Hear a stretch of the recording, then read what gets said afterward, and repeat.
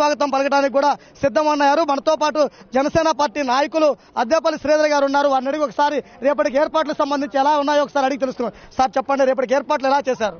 ఇప్పుడు మీటింగ్కి ఎంతమంది వస్తారన్నది అంచనా వేసి దాని ప్రకారంగా కార్యక్రమాలన్నీ చేయబోతున్నారు. వీరందరూ స్వచ్ఛందంగా స్టూడెంట్స్ అందరూ చూస్తున్నారు, యువత అందరూ చూస్తున్నారు. మేము పిలిచామని కాదు, పవన్ కళ్యాణ్ గారు వస్తున్నారని చెప్పి స్వచ్ఛందంగా వీళ్ళందరూ రావడం జరిగింది. వీళ్ళందరూ వాలంటీర్స్గా రేపు పొద్దున కార్యక్రమాలకు సపోర్ట్ చేయబోతున్నారు.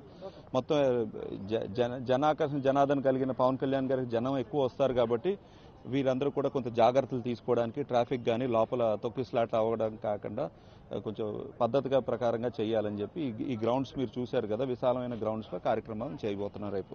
అంటే జనసంచారం యొక్క ప్రాముఖ్యత అంటే జనసంచారం ద్వారా ప్రజలకు అదేవిధంగా ఈ ప్రాంతం వారికి పవన్ కళ్యాణ్ ఎటువంటి మెసేజ్ ఏమన్నారు?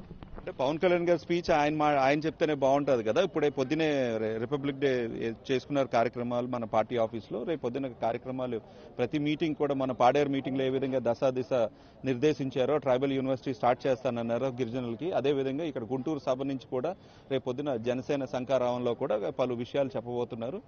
అర్లియర్ మేము విజన్ డాక్యుమెంట్ అనేది ప్రీ మేనిఫెస్టో డాక్యుమెంట్ రిలీజ్ చేశాం కాబట్టి ఆయన వీలుని బట్టి కొన్ని అంశాలు రేపు పొద్దున స్పీచ్లో చెప్పబోతున్నారు ప్రజలకి.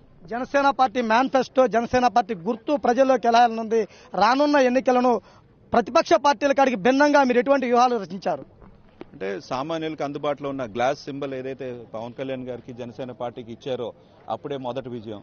ఇదివరకున ఎన్నో పొలిటికల్ పార్టీలు పెట్టినప్పుడు సింబల్ రావడానికి కూడా ఒక గగనం అయినది. మా జనసేన పార్టీకి పవన్ కళ్యాణ్ గారు ప్రజాదరణ ఏ విధంగా స్వచ్ఛందంగా వస్తున్నదో ఆ సింబల్ కూడా అందరికీ అందుబాటులో ఉన్న ఒక గ్లాస్ టంబ్లర్ అనే సింబల్ వచ్చింది.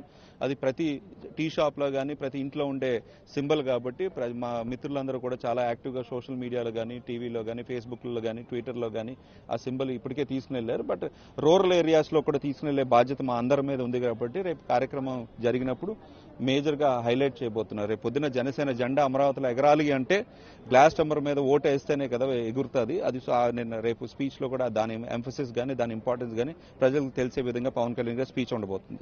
అంటే జనసేన పార్టీ అధినేత పవన్ కళ్యాణ్ గారు మహిళలకు యువతకు అధిక ప్రాధాన్యత ఇస్తాం, రేపు సీట్లు కేటాయింపు అంటున్నారు. అది సాధ్యమైద్దంటారా? అంటే ఖచ్చితంగా సాధ్యం అవుతుందండి. నవనాయకత్వం యువ నాయకత్వం కోసం జనసేన చూస్తున్నది కాబట్టి ఎవరైతే మిగతా వ్యవహారాలకు మభ్యపడకుండా ఉండేవాళ్ళు ఎక్కువ శాతం యువతలో కానీ స్త్రీల్లో ఉంటారని పవన్ కళ్యాణ్ గారు నమ్ముతారు కాబట్టి వారింట్లో వాళ్ళ అత్త కానీ పిన్ని కానీ వాళ్ళ చెల్లెలు అక్క చెల్లెలతో అందరితో కూడా నేను చిన్నప్పటి నుంచి ప్రయాణించానని పవన్ కళ్యాణ్ పలు స్పీచ్లో చెప్పారు. సో స్త్రీకి బాధ్యత ఇస్తే ఖచ్చితంగా ఇంటిని ఏ విధంగా అయితే సక్రమంగా నడుపుతారో రేపొద్దున ఒక స్త్రీకి ఎమ్మెల్యే టికెట్ కానీ ఎంపీ టికెట్ ఇస్తే అదే విధంగా ప్రజలందరినీ కూడా తన ఫ్యామిలీ మెంబర్స్ కింద చూసుకుని మంచిగా కార్యక్రమాలు చేస్తారని పవన్ కళ్యాణ్ బలంగా నమ్ముతున్నారు. అదేవిధంగా యువత కూడా ఏమీ ఆశించకుండా ఇంతమంది స్వచ్ఛందంగా వచ్చారు కాబట్టి ఈ యువతలో ఎవరైతే పలు విషయాల మీద పోరాడిన వాళ్ళు, పలు అంశాల మీద లేవనెత్తిన అంశాల మీద పోరాడిన వాళ్ళు, లేదా ఎన్జిఓ యాక్టివిటీస్ చేసిన వాళ్ళు, లేదంటే బాగా చదువుకున్న వాళ్ళు, లేదా యూనివర్సిటీ కానీ కాలేజెస్లో యాక్టివ్గా ఉండేవాళ్ళు, లేదా ప్రభుత్వాలు తప్పులను లేవనెత్తిన వాళ్ళు, ఇలాంటి వాళ్ళందరికీ కూడా పవన్ కళ్యాణ్ గారు ఛాన్స్ ఇవ్వబోతున్నారు. యువతకు ఎటువంటి సూచనలు చేయనున్నారు? రేపు ర్యాలీ జనసంచారం అనే పెద్ద భారీ స్థాయి సభ ఏర్పాటు చేస్తున్నారు కదా, వారికి ఎటువంటి సూచనలు చేయనున్నారు మీరు? అంటే వీలైనంత వరకు ఎవరికి ఇబ్బంది పెట్టకుండా, ఎవరిని ఛాలెంజ్ చేయకుండా మన సభ గ్రాండ్గా జరగాలంటే అందరి సహకారం కావాలి. పవన్ కళ్యాణ్ గారు వెనక ఎక్కువ యువత ఉన్నారు కాబట్టి యువతతో పాటు మీ తల్లిదండ్రులు కానీ మీ మావయ్యల అత్తయ్యలను కూడా తీసుకుని రండి స్పీచ్ కానీ మేము ప్రధానంగా కోరుతున్నాం.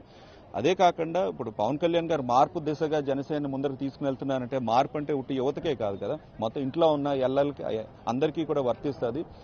ఈ రెండు పొలిటికల్ పార్టీస్ ఏదైతే టీడీపీ కానీ వైసీపీకి ఆంధ్రప్రదేశ్ని ఏ విధంగా దోచుకున్నదని అందరికీ తెలిసిన విషయమే. జగన్మోహన్ రెడ్డి గారి మీద ఎందుకు క్విట్ ప్రోకో కేసులు వచ్చినాయి, అదేవిధంగా చంద్రబాబు నాయుడు గారు 18 కేసుల్లో స్టే తెచ్చుకున్నారు. అదేవిధంగా ఓటు నోటు కేసు ఎందుకు వచ్చింది అంటే ఈ వ్యవహారాలన్నీ చంద్రబాబు నాయుడు జగన్మోహన్ రెడ్డి గారు ఎందుకు నడుపుతున్నారంటే జగన్మోహన్ రెడ్డి గారు ఏమనుకుంటున్నారు, వారి తండ్రి తర్వాత తన సీఎం అవ్వాలని, అదేవిధంగా చంద్రబాబు నాయుడు తన తర్వాత తన కొడుకు సీఎం అవ్వాలని కోరుకుంటున్నారు. కానీ పవన్ కళ్యాణ్ గారు ప్రజల్ని సీఎం చేయాలి, ప్రజలకి మేలు చేకూరే విధంగా రాజ్యాధికారం ఉండాలని కోరుకుంటున్నారు. అది జనసేన ఎజెండా.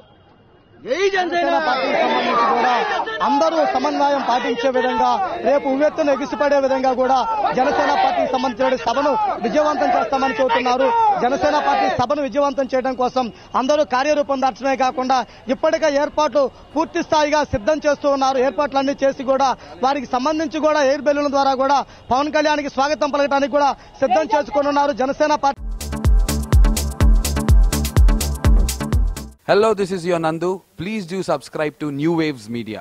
ఇలాంటి మరిన్ని మంచి వీడియోలు కావాలని కోరుకుంటున్నారా? అయితే పక్కనే ఉన్న గంట సింబల్ను క్లిక్ చేయండి. అలాగే సబ్స్క్రైబ్ చేయండి.